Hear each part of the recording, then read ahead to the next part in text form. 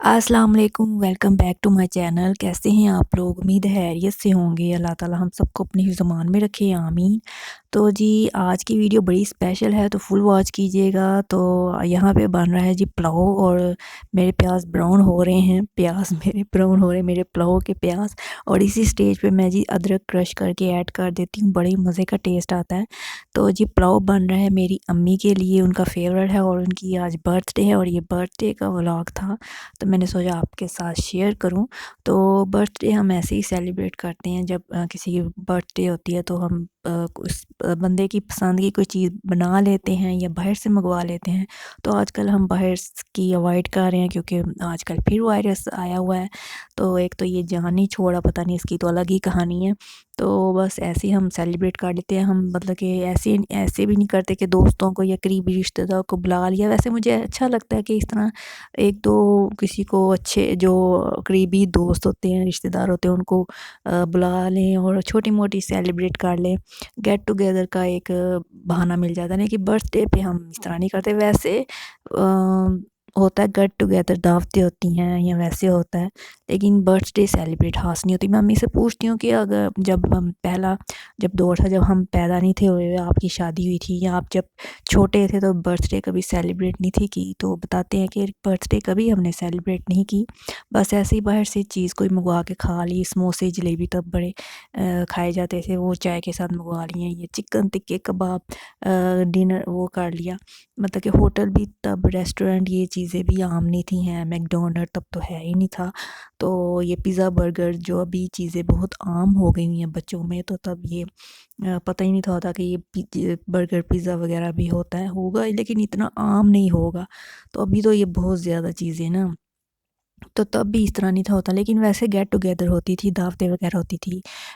रोज़ा कुशाई, मतलब कि रोज़ा होता है ना, दावतें रमज़ान में होती हैं। रोज़ा खुलाई होता है यहाँ।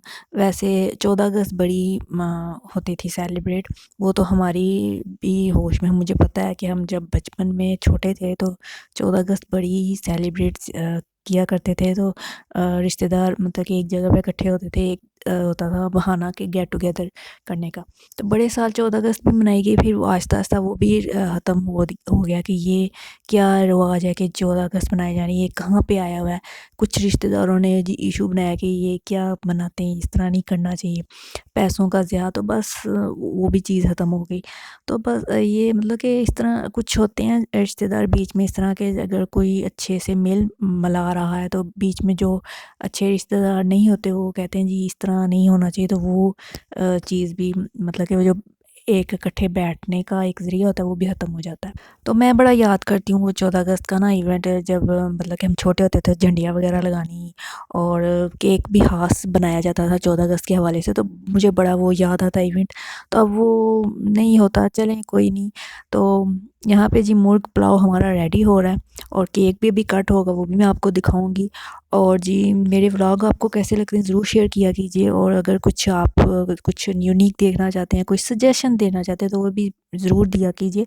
क्योंकि हम जो पब्लिक है, हम एक दिन था पब्लिक थे हम, तो वही हम यूट्यूबर्स और क्रिएटर्स बने हुए हैं। हम कोई ऊपर से कोई उतरी हुई चीज़ नहीं है कि हमें हर चीज़ मालूम होगी और हम हर चीज़ आपके सामने बहुत ही परफेक्ट पेश करेंगे। हमसे भी गलती हो जाती है, क्योंकि हम पब्लिक ही थे पहले, जो हम आज यूट्यूबर्स या क्रिएटर्स बने हुए हैं। तो हम परफेक्ट चीज़ कोई भी नहीं पेश करता। तो आहिस्ता-आहिस्ता ये चीज़ सीखने को मिलती है और आहिस्ता-आहिस्ता पता चलता है कि कैसे वीडियो पेश करनी है, कैसे बात करनी है, क्या चीज़ लोग पसंद कर रहे हैं, क्या नहीं पसंद कर रहे हैं। तो आप ज़रूर बताया कीजिए कि आप क्या देखना चाहते हैं और किस तरह का देखना चाहते हैं। और यहाँ पे जी केक कट हो रहा है।